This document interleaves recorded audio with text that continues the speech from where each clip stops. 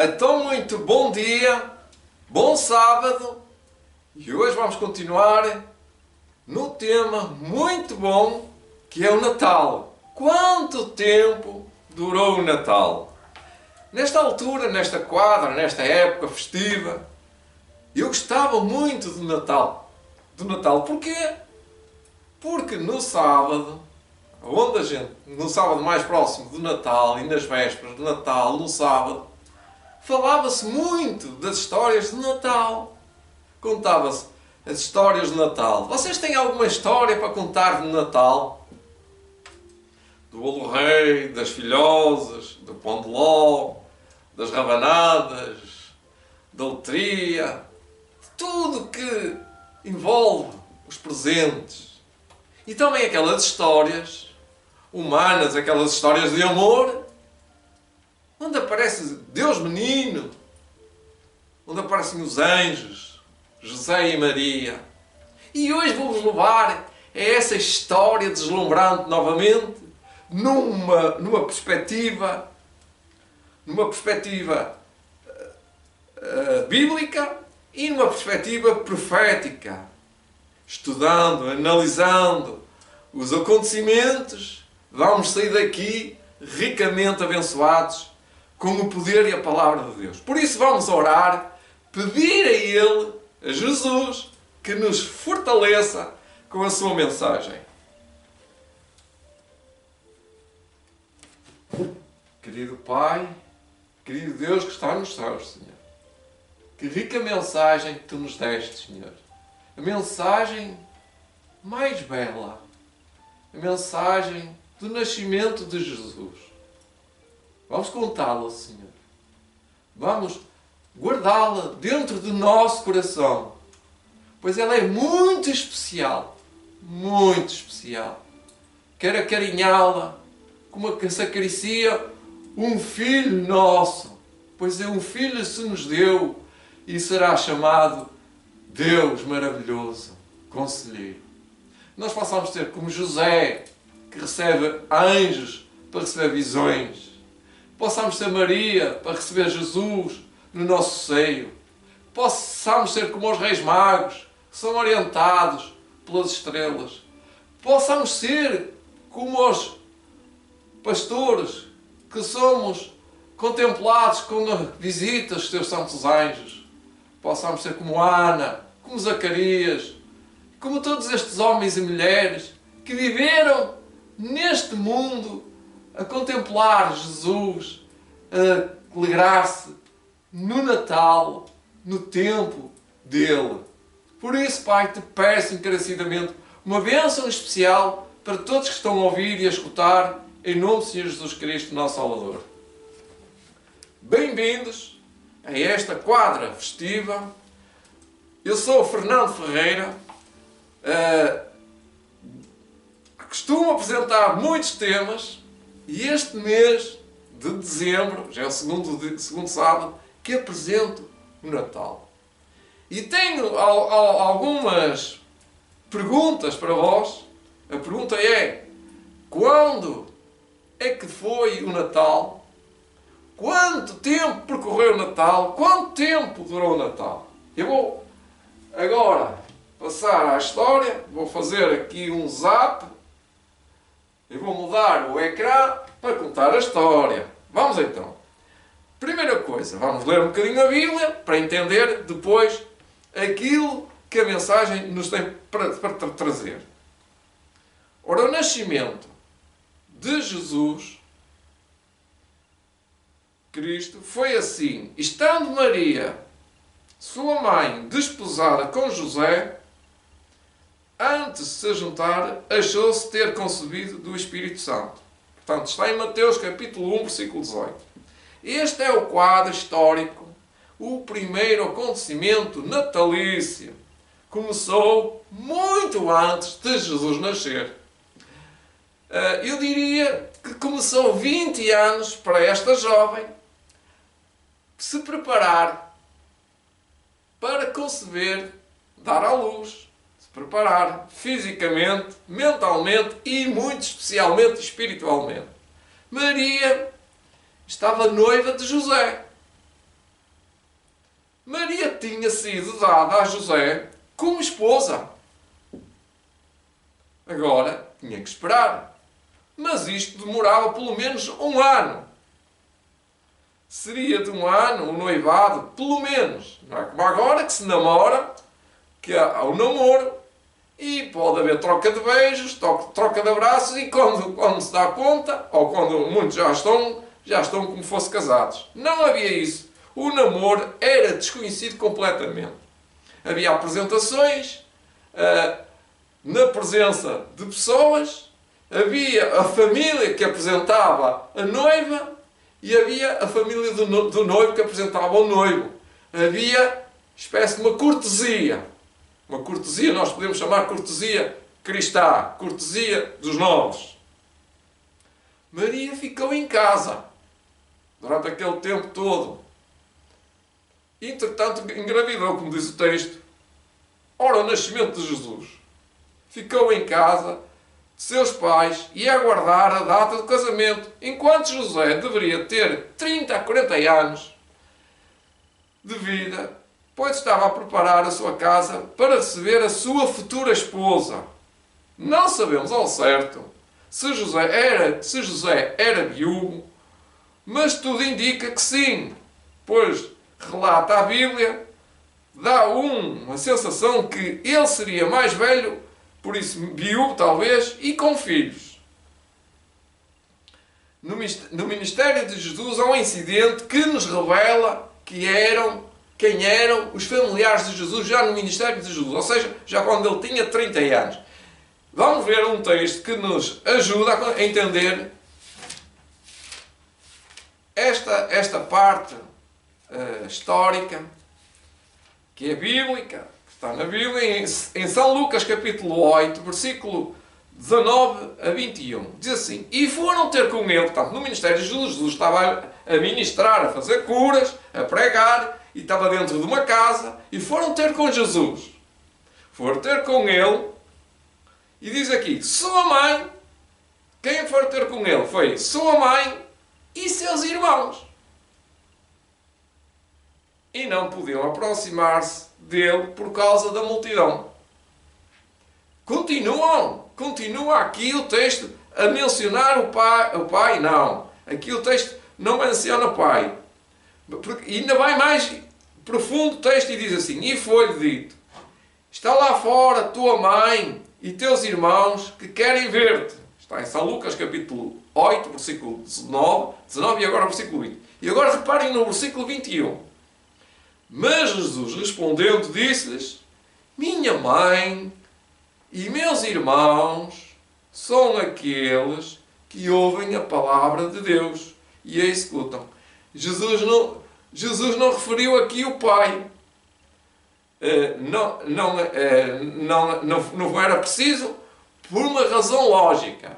Jesus tinha em primeiro lugar o Deus do Pai do céu, ele não se referia a ele, mas aqui também não se refere ao pai terreno, porque ele podia dizer minha mãe e meus irmãos e os meus pais, e o meu pai, a minha mãe e o meu pai, mas ele não diz minha mãe e meu pai, diz minha mãe e meus irmãos. Estava-se a referir à Virgem Maria e a todos nós, irmãos, e meus irmãos, e também podia estar-se a referir a irmãos de sangue. Portanto, podemos compreender e aceitar, não que seja para que nós possamos fazer disto um cavalo de guerra, como se costuma dizer, mas aceitar que Jesus viveu sem pai terreno durante o seu longo percurso de vida, ou a maior parte do percurso de vida. Não sabemos como é que foi, sabemos que a história nos deixa um bocado, não confuso, mas um bocado a pensar nestas coisas. Jesus tinha que passar dificuldades. Vamos ver que isso tudo serviu para que Jesus fosse um exemplo. E mais, José, por esta altura, não aparece mais nos relatos bíblicos. Não aparece. Não existe mais nenhuma relação textual onde José aparece. A última vez que fala de José foi quando recebeu o sonho do anjo e quando viajou para o Egito. E aqui vamos demorar mais um bocado. E reparem, e vamos agora analisar o texto que estávamos em Mateus capítulo 1, esta viagem que José, lá foi o planeador, foi era o chefe da família que conduzia a família. Eu tenho aqui um mapa, tive que fazer aqui um trabalhinho de casa, como se costuma dizer, no Google. Agora está aqui no Google, aí está. Vocês estão a ver aqui o mapa. Eu trouxe aqui o mapa do Google Map, Israel e aqui o Egito. O Egito está aqui.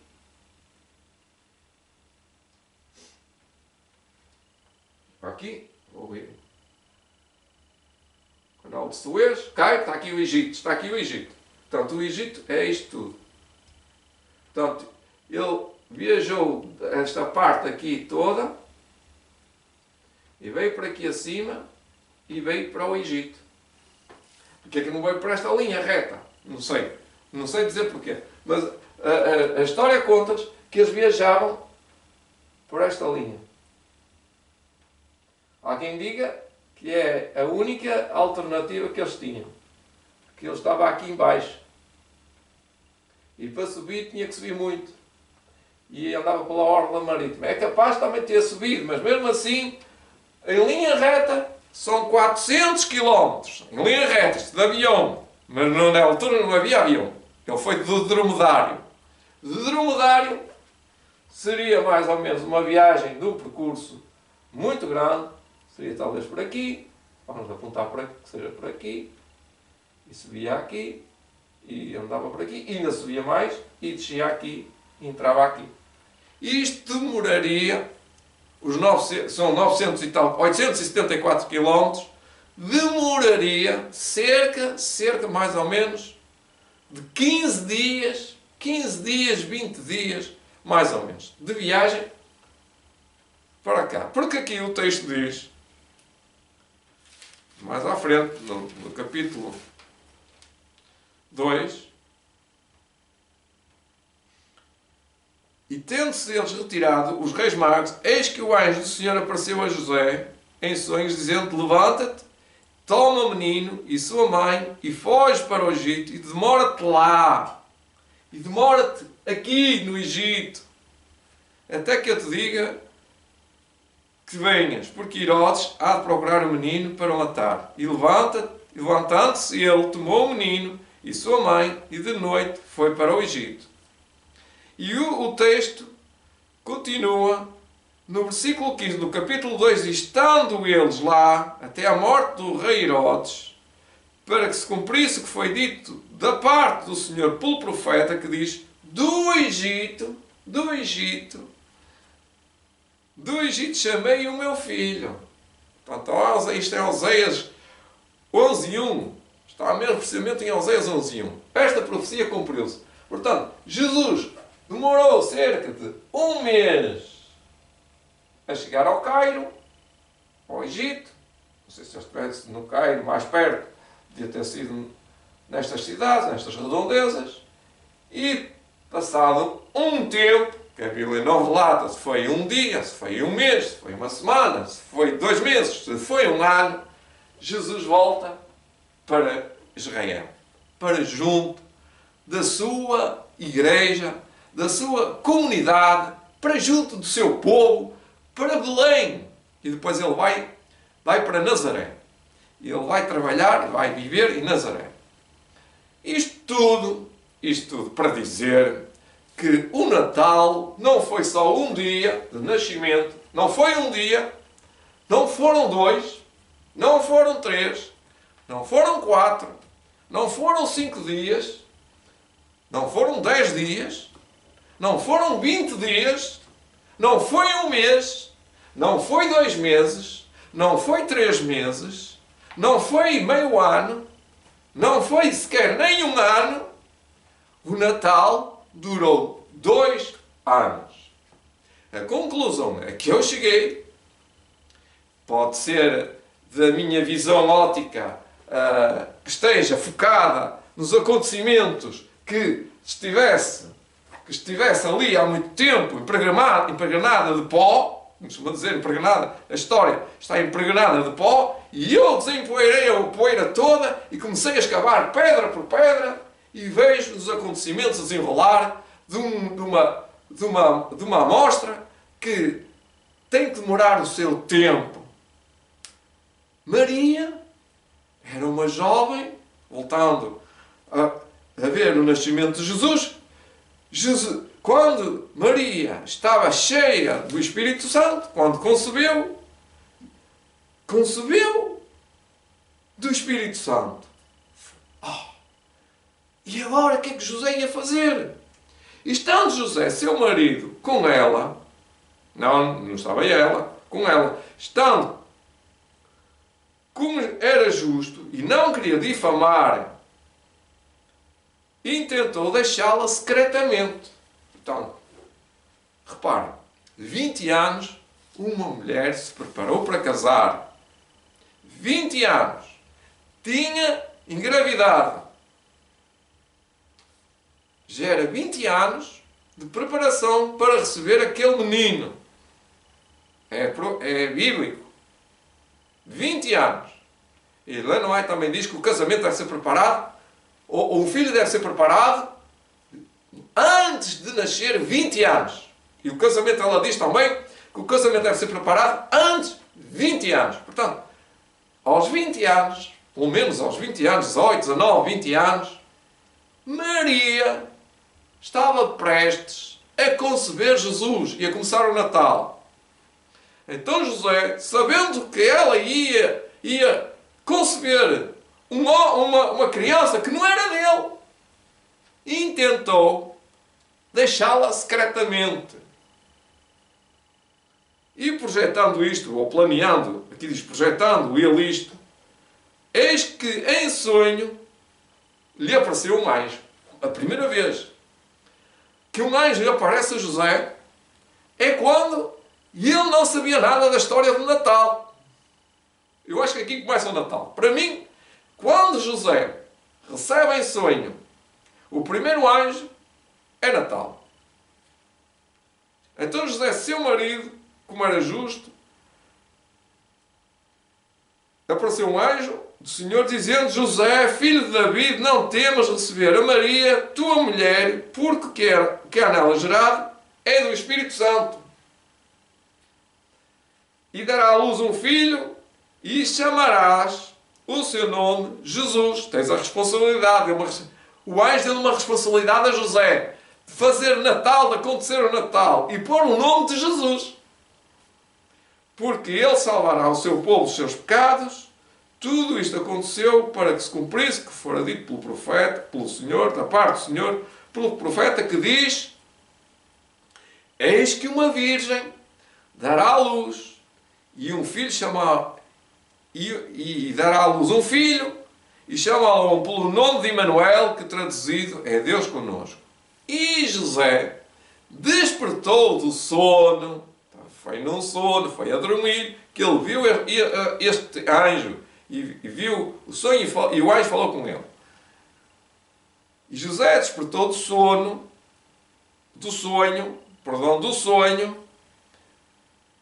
e fez como o anjo do Senhor lhe ordenara e recebeu Maria, sua esposa, sua mulher. E ela concebeu. E diz que José não a conheceu, quer dizer, não teve relações sexuais com Maria, até que deu à luz seu filho, que é Jesus, o primogênito, e pôs o nome de Jesus. Começou o Natal de Jesus. Portanto, a partir daqui, até ali, até sair do Egito, até voltarem a Belém, isto demora uma envoltura de mais de um ano, porque acaba por mais tarde, os reis magos estarem com ele, com Jesus. Portanto, Jesus é o verdadeiro Natal e vamos agora analisar o que é que o Espírito de Profecia tem a dizer-nos sobre este acontecimento histórico que é profético, mas que tem uma força espiritual, uma mensagem de salvação para mim. Diz que riquezas e honras, eu vou pôr a imagem, senão ficamos sem imagem aqui no ecrã. Desculpem lá, só este Flash Gordon. Ok. Só para esta imagem, para não ficar sem imagens. Riquezas, honras terrestres, humanas, grandeza, nunca poderão salvar uma alma da morte. Ellen White continua. Jesus propôs que nenhuma atração da natureza terrena levasse homens ao seu lado. Eu comento já. Unicamente a beleza da verdade celeste deveria atrair os que o seguirem. O caráter do Messias fora desde há muito tempo predito na profecia e era seu desejo que os homens o aceitassem em uma razão do testemunho da palavra de Deus. Ou seja, os seres humanos ainda não entenderam o que é receber Jesus. Muitos não aceitam receber Jesus. Por uma razão que aqui diz, que é que ele não veio com honras, com poderes terrenos, com glória, com uma nobreza, com um brilho, com uma divindade, não veio com poderes. E porque os homens são normais, natureza carnal, como diz aí uma canção, nós nascemos selvagens, o homem nasce selvagem e não entende as coisas do Espírito. E aqui o povo de Deus, na Palestina, em Jerusalém, e Judeia, e Belém, e Nazaré, e Decápolis, e toda a Betânia, e todas as cidades de Israel, não aceitavam, pouquinhos mesmo, aceitaram Jesus como sendo Deus. Por isso é que as pessoas estão como estão, dizem o que têm que dizer mal, não é? Dizem mal uns dos outros, andam todos uns contra os outros, não sabem que estão a lutar contra o próprio Deus, a lutar uns contra os outros, estão a fazer guerra ao irmão, e quem fizer guerra ao irmão está a fazer guerra a Deus. Nós não temos que pelejar contra ninguém, contra a carne, contra ninguém, mas temos que pelejar, temos que fazer uma luta contra a maldade, contra as hostes da maldade. E continua o texto de Ellen White nos Atos das Nações, no capítulo 4, que chegando à plenitude dos tempos, como diz em Gálatas 4:4, Deus enviou o seu Filho amado. E diz que os anjos maravilharam-se ante o glorioso plano da redenção. Observaram a ver que a maneira de que o povo de Deus receberia o seu Filho amado, revestido da humanidade. Anjos foram à terra do povo escolhido a ver se eles o recebiam. Outras nações estavam embebidas com fábulas e adorando falsos deuses. À terra onde se revelara a glória de Deus e brilhar a luz da profecia foram os anjos ver se achavam alguém interessado nesta mensagem. Dirigiram-se, primeiro, invisíveis, a Jerusalém e não encontraram ninguém. aos designados expositores dos sagrados oráculos, que eram os sacerdotes, mas estes não estavam para aí virados. E depois a ministros da casa de Deus. Já a Zacarias, enquanto ministrava perante o altar, fora anunciada a proximidade da vinda de Cristo. Já era nascido Jesus.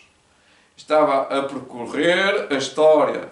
Estava o precursor, havendo sua missão sido atestada por milagres e profecias. Estava a um teste, passou por um teste, e Zacarias viu esse teste a ser feito nas mãos dele. As novas do seu nascimento e o maravilhoso significado de sua missão tinha sido amplamente divulgada. Todavia, quer dizer, não estavam preparados. Jerusalém não se estava preparando para receber o Redentor. Vejam só o teste que não passaram, que de tanta informação, de tanta profecia, de tanta informação, de tanta lição que tinha sido dada, aquele povo não estava para aí virado, como eu costumo dizer. Com pasmo, viram os mensageiros celestiais a indiferença do povo a quem Deus chamara para comunicar ao mundo a luz da verdade sagrada. A nação judaica fora conservada como testemunho de que Cristo havia de nascer da semente de Abraão e da linhagem de David. No entanto, não sabiam que a sua vinda se achava agora às portas. No templo, o sacrifício matutino e vespertino apontavam diariamente ao Cordeiro de Deus que tirava o pecado do mundo. Entretanto, nem mesmo ali havia qualquer preparação para o receber.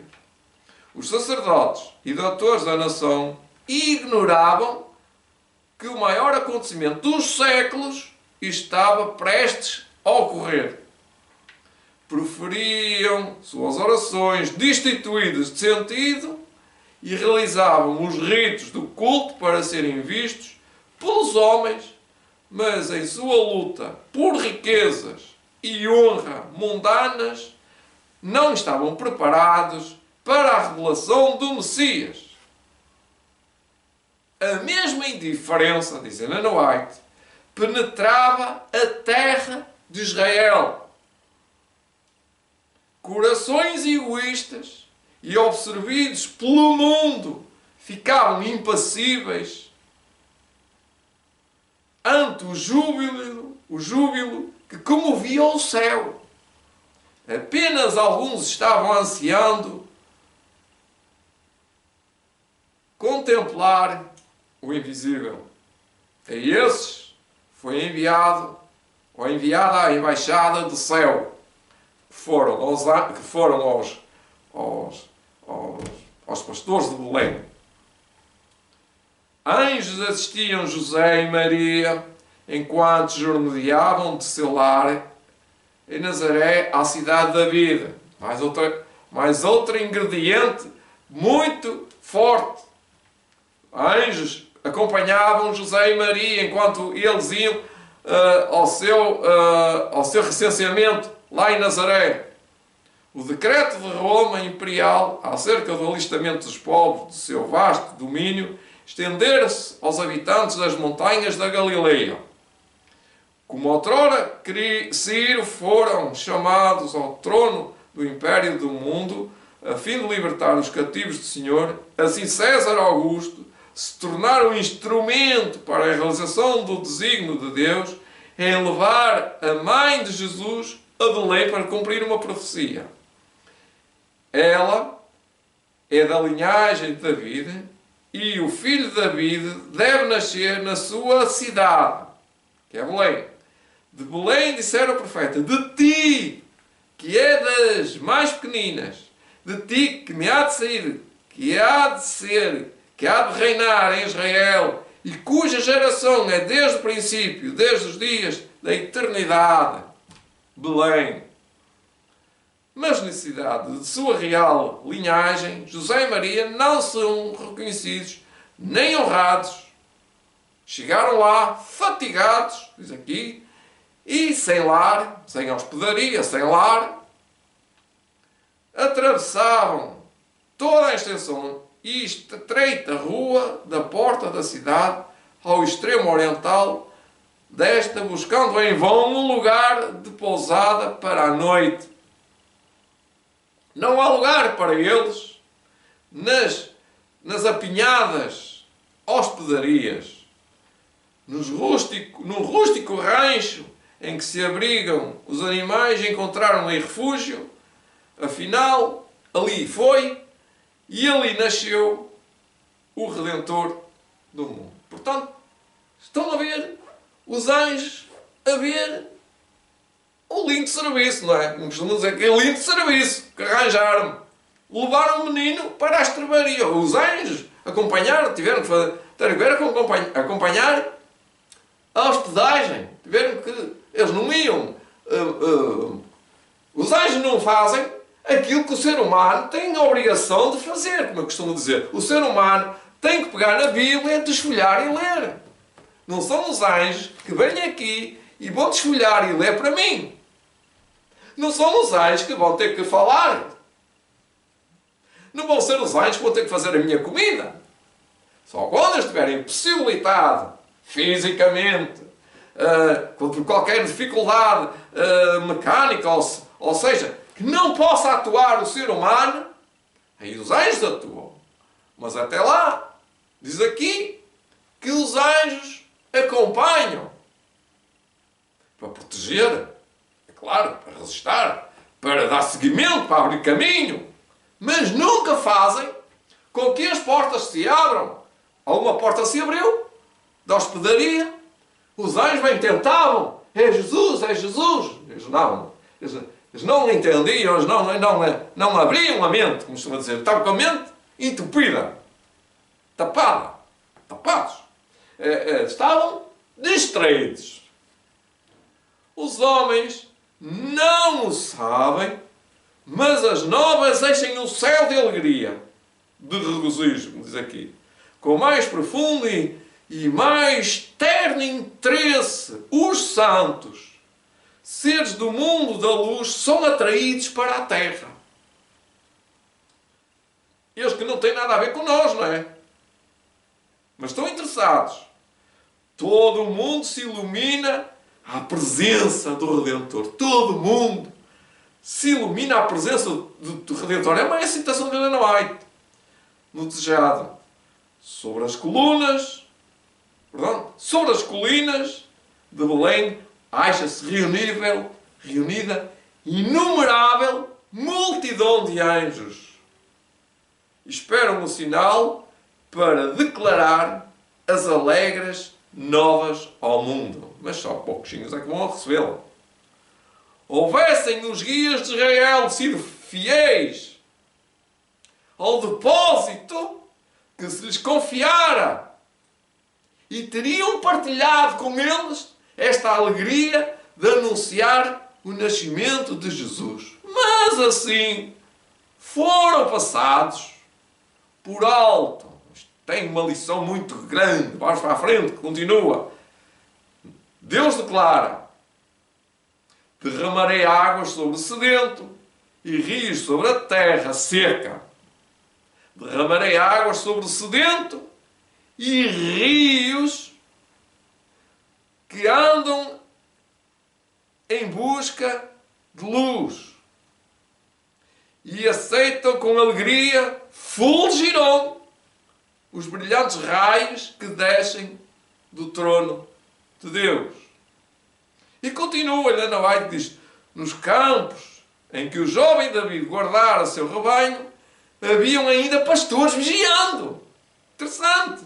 Nos campos onde David andou durante a noite, nas horas caladas, conversavam entre si acerca do prometido Salvador e oravam pela vinda do rei ao trono de David. E eis que um anjo do Senhor veio sobre eles e a glória do Senhor os cercou de resplendor e tiveram grande temor. E o anjo lhes disse: não temais, porque eis aqui vos trago novas de alegria, grandes novas de alegria, que será para todo o povo, pois na cidade de David vos nasceu hoje o Salvador, que é Cristo, o Senhor. Portanto, estamos aqui num quadro muito natalício. Já era Natal. Alguém tinha que comemorar o Natal. E os anjos estavam felizes, estavam regozijando com quem podiam comemorar o Natal. Poderiam comemorar o Natal os anjos? Pois poderiam, com todos nós, com todos aqueles lá, e agora com nós também. O celestial mensageiro acalmara-lhes os temores. Paz. Disseram-lhes, como poderiam encontrar Jesus? Com terna consideração para com sua forma humana, fraqueza, deram-lhes tempo para se habituarem à radiação divina. Ficaram, como é que é dizer? Ficaram com a cabeça à volta, não é? Então o júbilo e a glória não se puderam, por mais tempo, ocultar. Toda a planície se iluminou com a resplandecência das hostes de Deus. A terra emudeceu, ou seja, desapareceu, emudeceu, e o céu inclinou-se para escutar o cântico. Glória a Deus nas alturas, paz na terra, boa vontade para com os homens. Quem dera que a família humana, voltando para nós agora, pudesse hoje reconhecer este cântico. A declaração, então feita, a nota vibrada então, avolumar-se-á até ao fim do tempo e ressoará até à extremidade, até aos extremos da terra. Quando se erguer o sol da justiça, que é Jesus, trazendo salvação sob as suas asas, e esse cântico há de ecoar pela voz de uma grande multidão, como a voz de muitas águas, dizendo: Aleluia! Pois ao Senhor Deus Todo-Poderoso reina. Ao desaparecer dos anjos, dissipou-se uma vez, portanto, eu vou repetir, ao desaparecer dos anjos, dissipou-se a luz, e mais uma vez cobriram as sombras da noite as colinas de Belém. A mais gloriosa cena que olhos humanos já contemplaram permaneceu, no entanto, na memória dos pastores. Estamos a falar aqui dos pastores. E depois que os anjos se retiraram deles para o céu, os pastores iam entre si: vamos até Belém e vejamos o que é que lá sucedeu e o que é que o Senhor nos manifestou. E foram com grande pressa e encontraram Maria e José e o menino deitado na manjedoura. Portanto, Maria estava lá, José estava lá e Jesus estava deitado numa manjedoura. Partindo com grande alegria dali, divulgaram estas coisas que tinham visto e ouvido, e todos que os ouviam se maravilharam do que os pastores lhes diziam. Maria, porém, guardava estas coisas, conferindo-as em seu coração. Então, durante muito tempo ela guardou. E voltaram os pastores, glorificando e louvando a Deus. Não se acham o céu e a terra mais distanciados hoje do que no tempo em que os pastores ouviram o cântico dos anjos. Há uma ligação agora.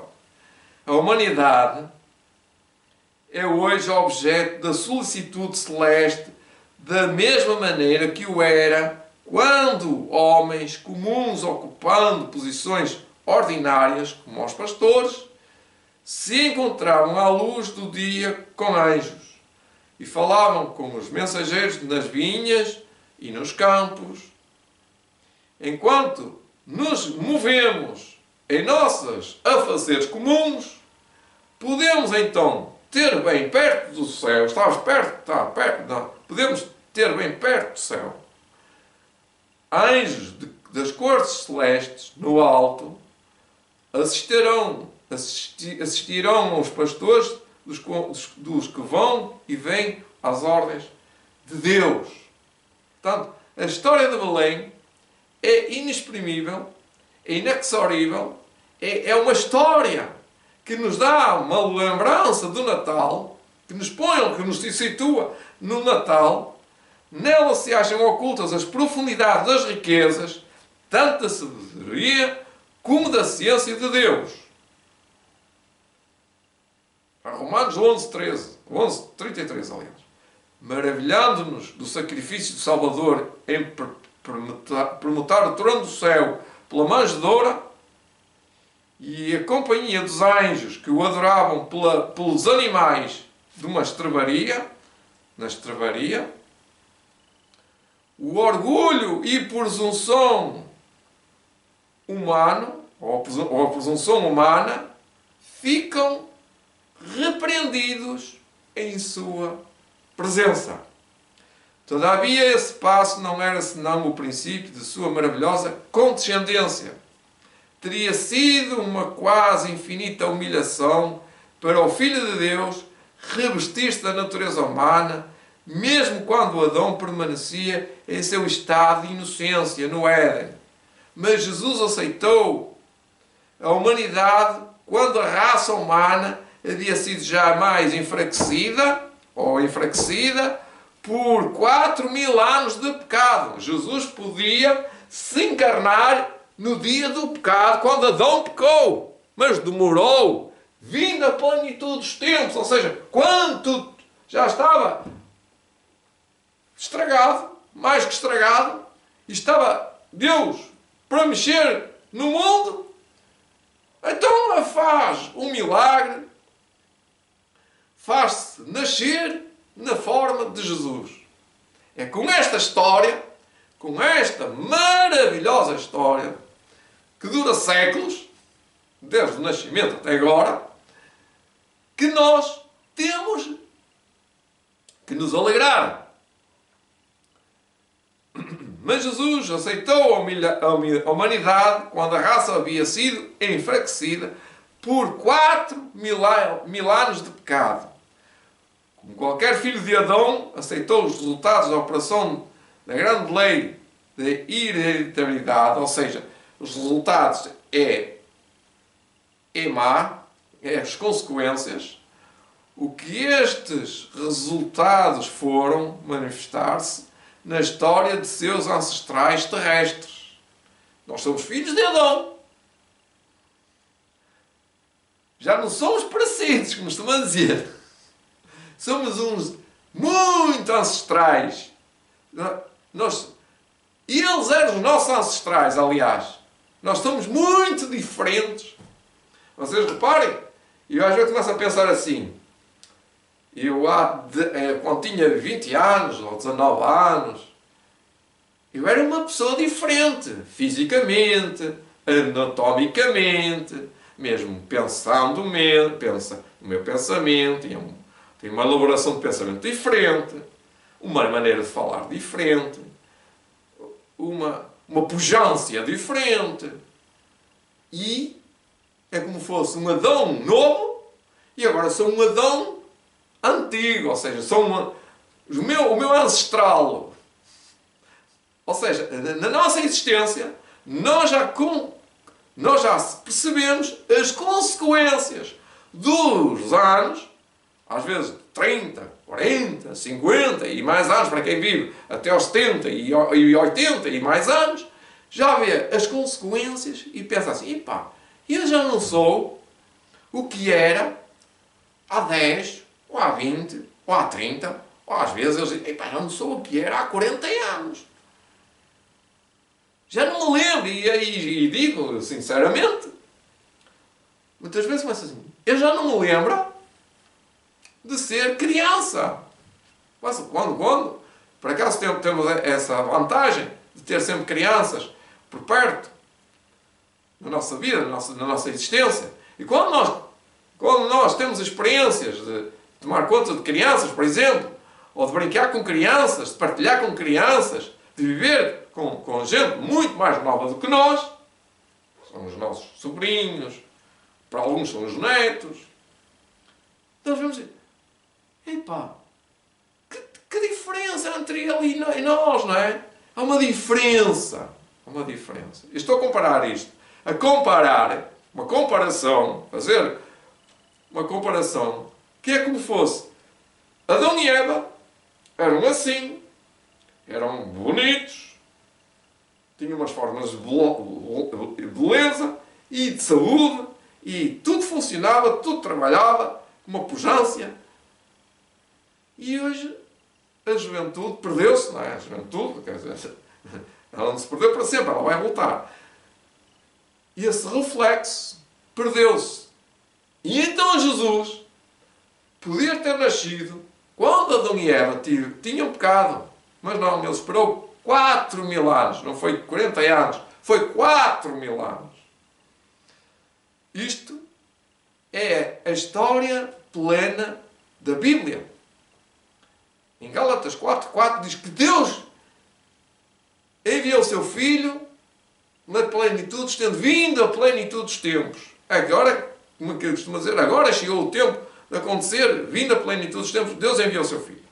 Em Gálatas 4:4 diz que aqui Satanás aborrecera a Cristo no céu. Foi ou não foi? Por causa de sua posição nas cortes de Deus. Mas o aborreceu ainda quando se sentiu ele próprio destronado. Satanás foi destronado. Odiou aquele, mais o aborreceu, Satanás mais o aborreceu ainda quando se sentiu ele próprio, está a falar de Satanás, destronado. Odiou aquele que se empenhou em redimir uma raça de pecadores, que inclui-o eu. Não obstante, ao mundo em que Satanás pretendia domínio, permitiu Deus que viesse seu filho, impotente criancinha, sujeito à fraqueza da humanidade, permitiu que enfrentasse os perigos da vida em comum com toda a alma humana, combatesse o combate como qualquer filho da humanidade tem de fazer, com o risco de fracasso e ruína eterna. Por acaso tinha pensado nisto, objetivamente, sem ter lido. Foi um risco. Jesus podia perder a vida eterna. É que Jesus veio numa condição que podia pecar. E podia se sujeitar, como nós somos sujeitos ao pecado. Ele sujeitou-se, mas venceu. Por isso que ele diz, eu venci o mundo. Foi um grande risco.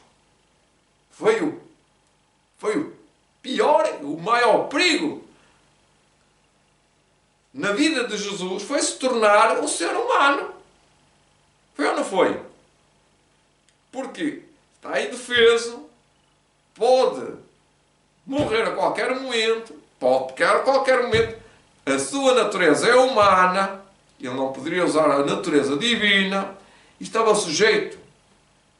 Diz aqui que um combate, como qualquer filho da humanidade o tem de o fazer, com o risco de fracasso e ruína eterna. Deixava de ser até o próprio Deus.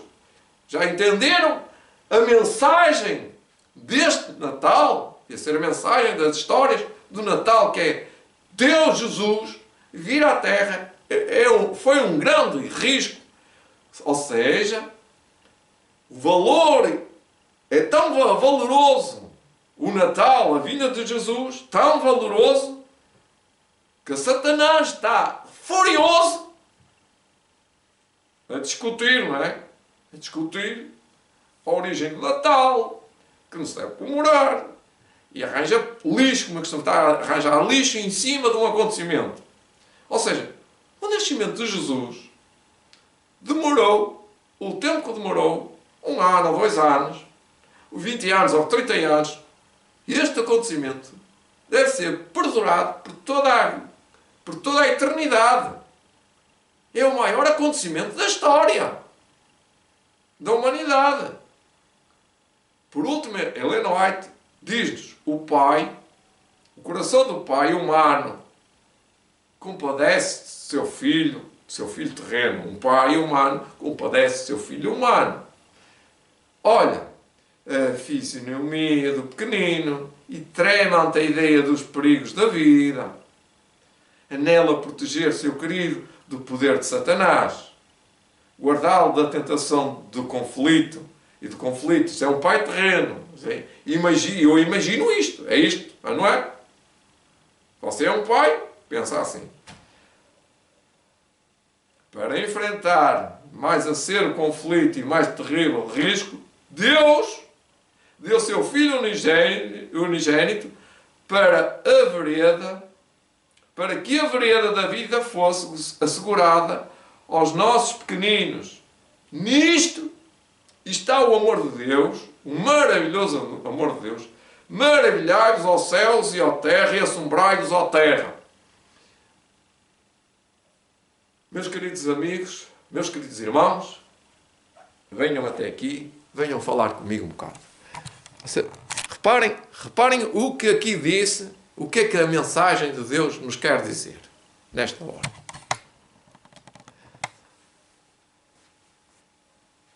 O que é que a mensagem de Deus nos quer dizer nesta hora?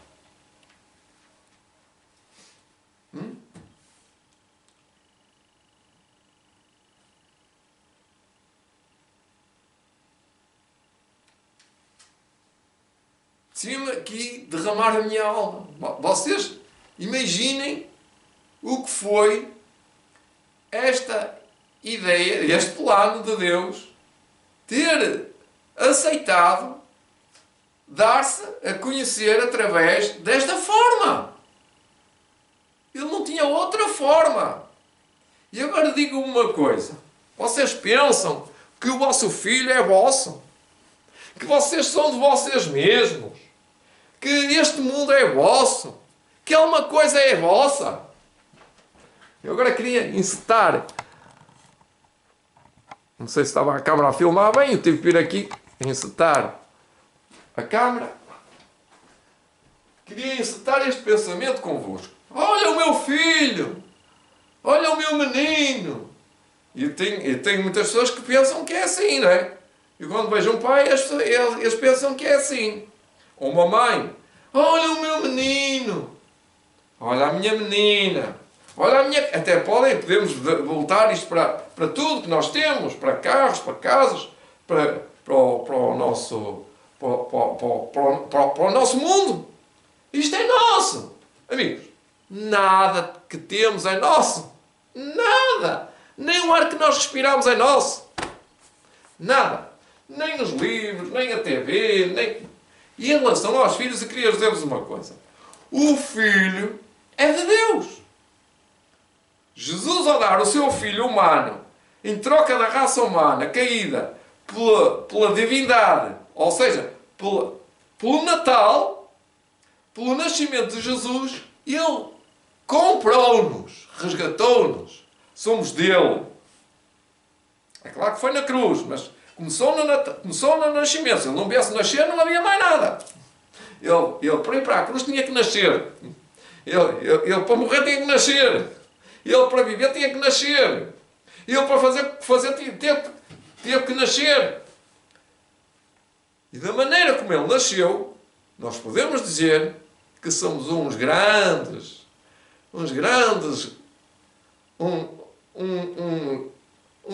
nabos. Não sabemos dar valor. Andamos tão entretidos no Natal, alguns andam, não sei se andam, andam tão entretidos no Natal, na palavra, não é no Natal, é no coisa do Natal, que esta mensagem é para eles, é para mim, é para todos, é para mim, é para ti. Este Natal, a mensagem é da Bíblia, é do Espírito de Profecia, daquilo que eu li, do capítulo Desejados das Nações, eu li que é um capítulo extraordinário, em que diz que, vindo a plenitude dos tempos, Deus enviou o seu Filho amado. Não quero aqui alongar mais, que eu já tinha lido um capítulo sobre o nascimento de Jesus, que aqui tem vários capítulos, estou no capítulo 4. Vamos continuar para a semana e vamos ver que o Natal não é só um dia, nem 2 anos, é uma vida inteira. Para mim, ter este dia como o dia de sábado, sábado não é? Já é sábado. Para mim é sábado aqui. Já é Natal. Se eu estou com alguém e se já estou a fazer isto, é Natal. O Natal é isto. Não é mais do que aquilo que vocês podem pôr ou imaginar que devem ter. Há presentes, há amigos, há comida, há alegria. Mas o verdadeiro Natal é a palavra de Deus vivida e partilhada e testemunhada e vivida, não é? E obedecida. Portanto, olha, desejo para vós, a todos, um bom Natal. A música é o que é. Não há outra música que a gente goste de cantar. Eu ultimamente não tenho cantado nada para poder fazer mais tempo na mensagem, porque se começa a cantar demora 5, 6, 10, 15, 20 minutos. E vocês vão aí na área adventista no Google e tem lá todos todos os vídeos e mais um do Inário Adventista Sétimo Dia. Por isso, olha, vou outra vez dizer bom Natal, partilhem este vídeo. Se gostaram, partilhem com outros, depois eu estarei convosco. Aqui, se tiver alguma pergunta, vou pôr aqui o meu like em baixo do grupo de Citações Helena White, o meu endereço, para que possam depois ir para um grupo que eu tenho do WhatsApp. Agora é o WhatsApp, que agora temos. Mais outro, é o grupo de Citações Helena White, está no Facebook, está no WhatsApp. E muitos dão-me o número para eu adicionar. Eu não consigo, não é? Não consigo, nem é assim que se faz. Eu mando o link e quem quiser adiciona. E tem alguns já sabem fazer isso. A maioria não sabe. Outra coisa que eu tenho para dizer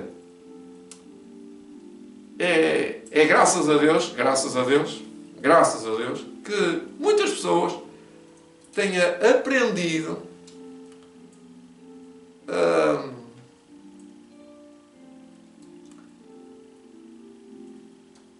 a conviver, a trabalhar com um grupo de uma maneira especial que eu tenho feito, graças a Deus, disse 2 vezes ou 3 ou 4 vezes, graças a Deus, que as publicações que são estranhas, aquelas publicações mesmo que digam Jesus te ama, uma mensagem que não tem nada de dizer, não diz nada. Entre uma caveira e depois põe a imagem de... nem quero dizer o que é que põe.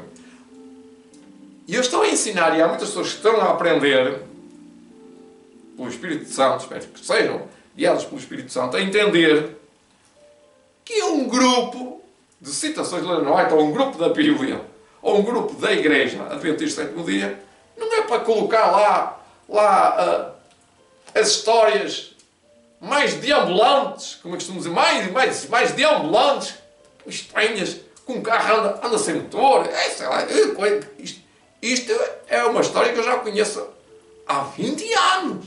E há pessoas que põem aquilo como fosse uma história linda, muito boa, e para partilhar em 10 grupos, senão acontece alguma coisa estranha e a pessoa até morre. Meus amores, eu sou Adventista Sétimo Dia, eu acredito no Espírito Santo, acredito que o Espírito Santo é que guia, não são os meus, não são as publicações que me guiam. Isso é Espiritismo. Há publicações de Espiritismo que eles pensam que é publicações de Deus. Estranho, não é? É para além de estranho, grupos Adventistas Sétimo Dia, como o meu, muitas vezes aparecem essas publicações absurdas que trazem uma mensagem do diabo, não é uma mensagem de Deus. Falam que até vai partir umas pernas, ou que pode partir as pernas, pode parar no hospital se não partilhar aquela história. E às vezes, uma mensagem que imaginem só, depois de tudo, para resumir, a pessoa não foi violada, mas aparece lá uma pessoa violada. Ouçam, estranho. Nunca publico essa estranha publicação. É uma mulher violada por uma cobra a ser engolida. Olha, o demónio até é o demónio que faz isso, não é? Só pode ser o demónio. E as pessoas pegam e publicam aquilo. Falta de senso comum. Já não digo senso, nem é preciso ser senso bíblico, mas nem o senso comum às vezes usa. Mas pela graça de Deus, o meu grupo insiste, tem uma linha, como é que chama? Uma linha direita, uma linha, não é estreita, é uma linha direita, que é assim, que olha só assim, não olha assim para baixo. Os outros têm uma linha larga para baixo. Não é estreita, é larga para baixo. Ok. Dei o meu recado, desabafei do fundo do meu coração, da minha alma. O meu coração está na minha alma, não é? A minha alma tem um coração. Eu só, o que é uma alma? Olha, estás a ver aqui uma alma? Isto é uma alma. Tem o ar e tem o corpo. Isto é uma alma. E pá, ainda me pergunta quando a pessoa morre, quando é que morre a alma? Pois é, olha, isso é a pergunta que já está respondida logo quando morre. Quando morre. Quando morre a alma. Ok. É só para dizer que as pessoas têm que ter o mínimo senso comum para publicar, e o meu grupo tem aprumado por isso, e vocês vão ver ao meu grupo, só algum administrador esteja tolo e aceitar essas publicações. Então, 3, 4, comigo 4 administradores, mas eu sou o maior responsável das publicações que os deixaram essa responsabilidade em mim, confiem em mim, Deus confia em mim, eu tenho que confiar em Deus, e tenho que fazer o meu trabalho, que tem que ter uma séria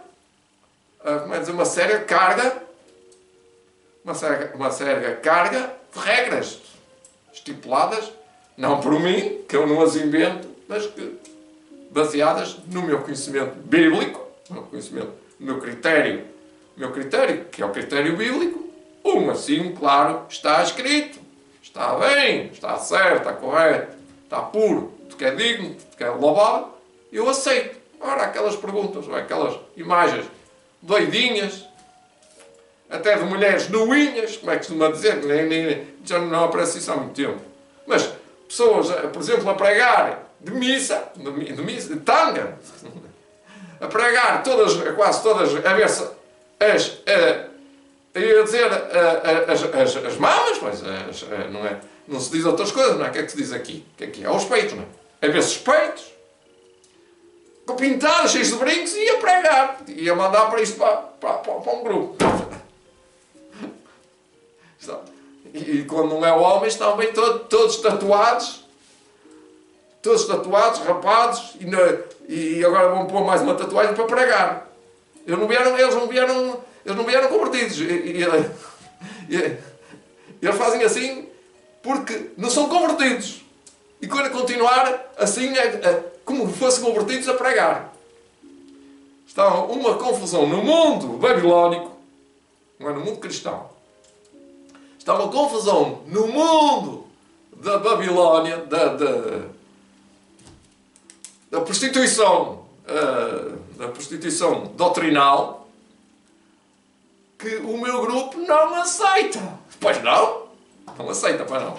Vocês nunca viram essas publicações do meu grupo. Podem ver nos grupos Adventistas do Sétimo Dia, muitos grupos aceitam que aquilo vai para lá tudo, aquilo vai. É uma panela do diabo, vamos dizer. É uma panela que aceita os alhos todos, os alhos porros, e nós temos as condições de ser um grupo por muito tempo, ou mais algum tempo, há meses, não sei quantos tempos, para ser um grupo de Deus que seja guiado por Deus. Que Deus vos abençoe. E venham para o novo grupo WhatsApp que está aqui. Eu vou já pôr aqui depois WhatsApp o endereço. E adicionem-se. E vão ver que é a mesma coisa que o Facebook. O WhatsApp tem menos imagens, tem menos publicações. Mas vou ver se de caminho ou daqui a uns dias estejam mais. Ok? Bom sábado, feliz sábado, na companhia de Deus. E bom Natal, Feliz Natal!